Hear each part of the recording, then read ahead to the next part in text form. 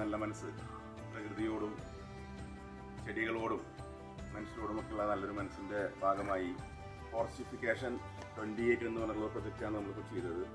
അതായത് ഇപ്പോൾ നമ്മൾ 23-ലാണ്. ഇനി അതിൽ ആ ബോർഡിൽ പറഞ്ഞ പോലെ 12 മന്ത്സിൻ്റെ 5 പാർട്ട്, 60 മാസം. അപ്പോൾ 2028 ഈ സാധനങ്ങൾ ഇവിടെ ഫോറസ്റ്റിഫിക്കേഷൻ ബിൽഡായി അത് കാടായി നിൽക്കുന്നുണ്ടാവും. ആ മനോഹരമായ കാഴ്ചയും നമുക്ക് കാണാം.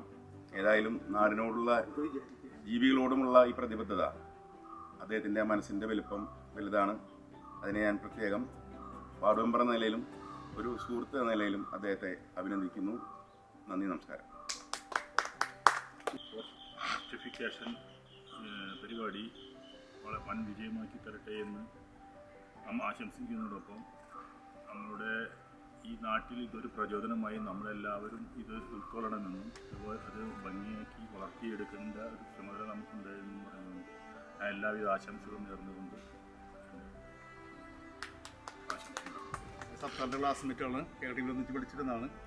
എന്തായാലും മണലാരണ്യത്തിൽ കഷ്ടപ്പെടുമ്പോഴും അവിടെ മരുഭൂമിയിലൊക്കെ ജീവിക്കുന്ന ഇങ്ങനെയുള്ള പ്രവാസികൾ കേരളത്തിൻ്റെ തനിമ മറക്കാതെ തന്നെ വനങ്ങളും അതുപോലെ തന്നെ പ്രകൃതി ദത്തമായിട്ട് ജീവിക്കണം എന്നുള്ള സങ്കല്പത്തിൽ ഇങ്ങനെയുള്ള മിയാവാക്കി വനങ്ങൾ വെച്ചുപിടിപ്പിക്കുന്ന വലിയൊരു കാര്യം തന്നെയാണ്, നല്ലൊരു മാതൃകയാണ്.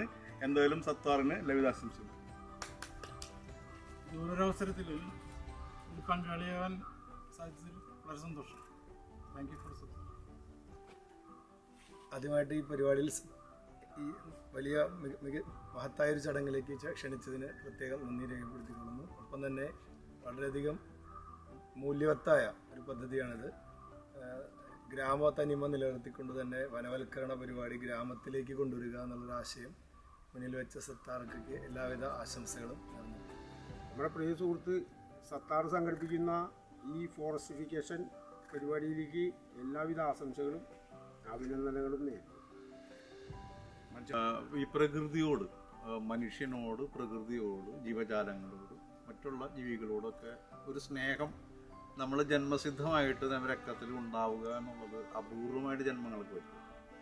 ഇപ്പോൾ സത്താറിൻ്റെ ഈ എത്രയോ പണം മുടക്കിക്കൊണ്ടാണ് അദ്ദേഹം ഇത് ചെയ്യുന്നുള്ളത് എനിക്ക് വ്യക്തമായിട്ട് അറിയാം. പക്ഷേ ഇതിന് 10-ൽ 8 പേരും ഭ്രാന്താണ്, മണ്ടത്തരാണെന്ന് പറയുന്നു. പക്ഷേ ഇതിൻ്റെ ഒരു ഭംഗി എന്ന് പറയുമ്പോൾ ഈ ക്യാമറമാൻ ഇവിടെ വന്നപ്പോൾ തന്നെ എന്നോട് പറഞ്ഞത്, ചേട്ടൻ ഇവിടെ സ്ഥിരം വരുന്നതുകൊണ്ടാണ് ചെയ്യാത്തത്, ഞാനിവിടെ വരുമ്പോൾ ഭയങ്കര കൂളാണ് എനിക്ക് ഫീൽ ചെയ്തത്. അപ്പോൾ അങ്ങനെ വന്നു തുടങ്ങി അല്ലേ. നമുക്ക് വളരെ ഒരു എയർ കണ്ടീഷൻ്റെ അവസ്ഥയിലേക്ക് ഈ വീട് എത്തിയിരിക്കുന്നതാണ് എനിക്ക് തോന്നിയത്. കാരണം ഞാനിവിടെ നനയ്ക്കാനും പണിക്ക് വരുമ്പോഴും അവിടെ ഇരിക്കും എനിക്ക് നല്ല കൂളായിട്ട്. അത് തന്നെ ഓരോ മനുഷ്യൻ്റെ മനസ്സിൻ്റെ നന്മയാണ് ഞാൻ പറയണത്. അപ്പോൾ തുടരട്ടെ. അതിന് ഇത്രയും പരിപാടികൾ പദ്ധതികൾ ആസൂത്രണം ചെയ്യാൻ നടപ്പിലാക്കാനുള്ള വ്യക്തികൾക്ക്, സത്താറാനുള്ള വ്യക്തികൾക്കും ഇവിടെ ഇപ്പോൾ ഇതിൻ്റെ ഒരു ഈ പരിപാടിയുടെ ഭാഗമായിട്ട് പങ്കെടുത്തവർക്ക് എല്ലാവർക്കും ഇത് വളർന്ന് വലുതായി കാണാനുള്ള ദീർഘായുസ്സും ദൈവം നൽകട്ടെ എന്ന് പ്രാർത്ഥിച്ചുകൊണ്ട് നിർത്തുന്നു.